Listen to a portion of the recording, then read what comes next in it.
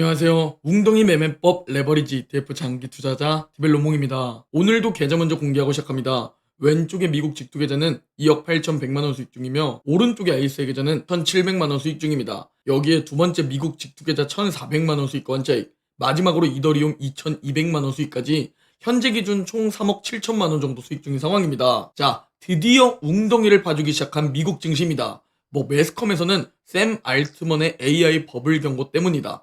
하워드 막스의 버블 경고 때문이다. 시트론 리서치의 팔란티어 AI 버블 경고 때문이다. 이런 뉴스들이 헤드라인에 막 뜨면서 다우는 보합으로 마감했지만 AI 버블과 가장 연관이 깊은 나스닥이 마이너스 1.46% 하락, S&P 500은 마이너스 0.59% 하락하는 흐름을 보여주었습니다. 자, 영상을 시작하기 앞서 아까 업로드된 멤버십 영상이 있습니다. 멤버십 분들께서는 해당 영상 꼭 시청해 주시기 바랍니다. 이번 웅덩이에서의 계획이 모두 담겨 있습니다. 자, 여러분, 어제 영상이 뭐였습니까? 1년 중 최악의 수익률 구간이 시작되었다. 조심해서 나쁠 필요 없다는 영상이었죠? 5일 전 영상은 제 인생 처음으로 금융자산 10억을 돌파했는데 그럼에도 불구하고 너무나 불안하다.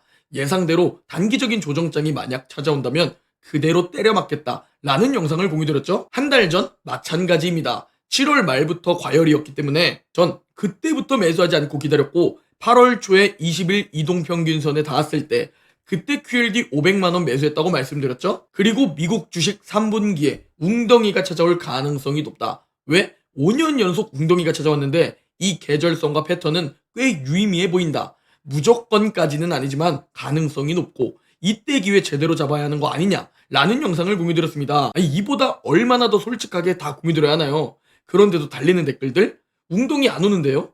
더 오르는데요? 이런 댓글들이었습니다. 투자에서 인내라고 하는 것은 횡보장에서 지루함을 견뎌내는 인내심이 있고 하락장에서 고통, 공포를 이겨내는 인내심이 있고 마지막으로 강세장에서 포모를 이겨내는 인내심이 있습니다. 한 달 동안 이 얘기를 계속 외쳐오면서 8월 초에 한번 웅줍 기회가 왔었고 그리고 다시 기회가 찾아왔습니다. 그럼에도 대부분 고점에 매수해버리죠. 왜? 오르기만 하니까. 안 떨어질 것 같으니까. 그러나 오름이 있으면 내림이 있는 법이라고 말씀드렸죠? 한 달 전 3분기에 웅덩이 가능성이 높습니다. 라는 영상을 올렸는데 그 영상 캡처 화면입니다. 정확한 시기까지는 모르고 얼마나 하락할지도 모르고 언제까지 지속될지도 모르지만 웅덩이 확률이 가장 높은 구간이기에 나는 저기를 기다리면서 현금을 확보하고 있다. 라고 다 시원하게 공유드렸습니다. 왜? 여태까지 제가 그렇게 자산을 불려오고 있으니까 예측해서 무조건 온다는 게 아니라 그 가능성이 높으니까 확률적으로 이 계획을 세워두고 있다 라고 다 공유드렸습니다. 그러니 여러분은 이번 웅덩이를 보면서 꼭 기억하셔야 합니다. 기회는 항상 기다림 속에서 찾아온다는 것을. 여러분이 차트를 보다 보면 조급해지실 겁니다. 지금 안 사면 이 기회 이제 안 올 것 같은데, 지금이라도 들어가야 할 것 같은데. 그래서 하락 초입에 너무 빠르게 현금을 다 써버리거나 반대로 상승할 때 포모에 매수해버리죠. 그러나 좋은 기회라는 것은 항상 인내하며 기다린 자에게 보입니다. 급하게 몰빵하면 안 된다는 것이죠. 결국 인내가 투자에서 가장 중요한 핵심이라는 겁니다. 알면서도 못하는 것이 인내이기 때문이죠. 자, 그리고 기다리니까 다시 웅덩이가 시작되고 있죠. 이제 얼마나 떨어질지도 모르고 짧게 끝날 수도 있고 또는 생각보다 길게 갈 수도 있기 때문에 이 웅덩이 기회를 잘 포착하는 것, 이것이 이제 우리에게 가장 중요한 부분이죠. 제가 투자로 부자가 되기 위해, 자본주의에서 부자가 되기 위해 여러분들에게 강조드리는 문구가 뭐죠? 자본주의는 상대평가이기 때문에 무조건 남들보다 싸게 매수해야 하고 좋은 타이밍이 왔을 땐 과감히 매수하여 남들보다 많이 매수하는 것을 목표로 두어야 한다. 그래야 남들보다 더 수익을 볼 테니 이게 웅덩이에서 가장 중요하다고 말씀드렸죠? 전 이제 이 기회를 위해 아침부터 밤까지 자료들만 째려볼 겁니다. 최근 한 달 정도는 제 소중한 자산을 지키기 위해 현금 비중을 최대한 확보해서 이걸 20%로 늘려놨다면 이제는 반대로 내 소중한 자산을 불리는 이 기회를 잡기 위해 이 확보한 현금 비중으로 기회를 포착하는 것에 집중할 겁니다. 자, 우리가 그러기 위해서는 지금 이 리포트부터 살펴봐야 합니다. 시트론 리서치는 팔란티어가 AI 버블로 고평가 상태다 라는 의견에 어제 팔란티어가 폭락했습니다. 팔란티어는 주당 40달러여야 한다. 이게 그나마 합리적인 상황이며 심지어 이 가격 40달러 정도도 사실은 비싼 편에 속한다. 즉 지금은 너무나 버블이라는 것이죠. 지금 팔란티어 주가가 190달러까지 갔다가 이제 150달러로 하락한 상황인데요.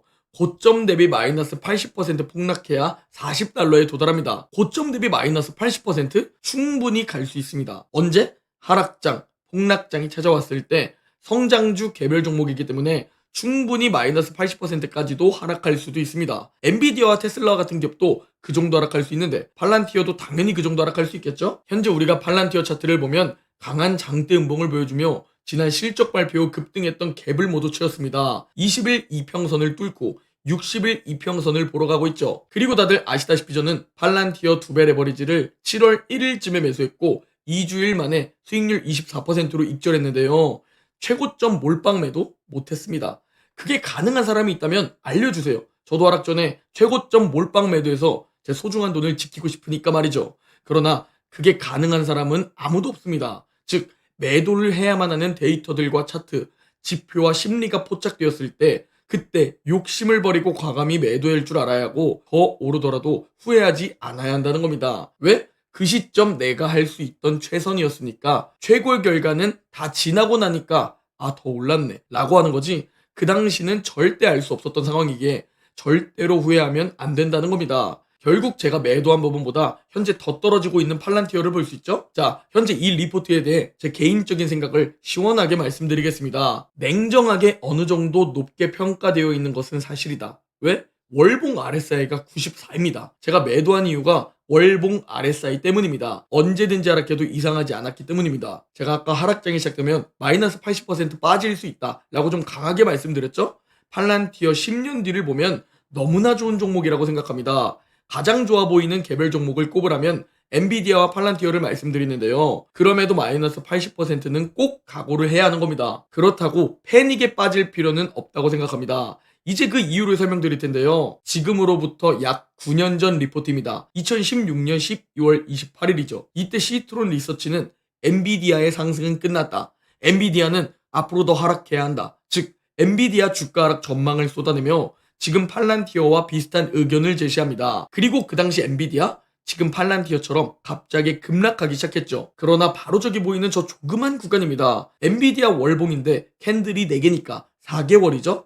이 시트론의 하락 리포트 이후 4개월 동안 엔비디아는 약 마이너스 15% 하락합니다. 그러나 엔비디아는 그 이후 지금까지 9년 동안 9000%나 상승합니다. 네, 9년 동안 90배 수익률. 1억을 넣어놨다면 90억이고 1000만 원을 넣어놨으면 9억입니다. 즉 여러분 패닉할 필요는 없습니다. 그러나 9년 동안 9000%나 상승하면서 마이너스 30% 웅덩이는 정말 수도 없이 찾아왔고 60% 이상 하락한 적은 무려 3번이나 있었습니다. 팔란티어도 비슷하다고 생각해 주시면 됩니다. 10년 뒤를 생각했을 때 저는 팔란티어를 좋게 생각하고 있습니다. 그럼에도 불구하고 마이너스 60% 이상 하락하는 것 하락장이 찾아온다면 충분히 가능성이 있다. 그래서 각오를 해야 하지만 그 이상 멀리 바라보면 패닉에 빠질 필요는 없다는 겁니다. 지금 샘 알트먼도 AI 버블이라고 하고 하워드 막스도 조심해야 한다고 말해주고 그러나 핵심은 이 이야기들로 빠지는 게 아닙니다. 본질은 그게 아닙니다. 본질은 그냥 단기적으로 워낙 많이 올라왔으니까 빠질 때가 되니까 빠지는 겁니다. 여러분도 저도 다 포모에 미쳐 있을 때 제가 말씀드렸죠?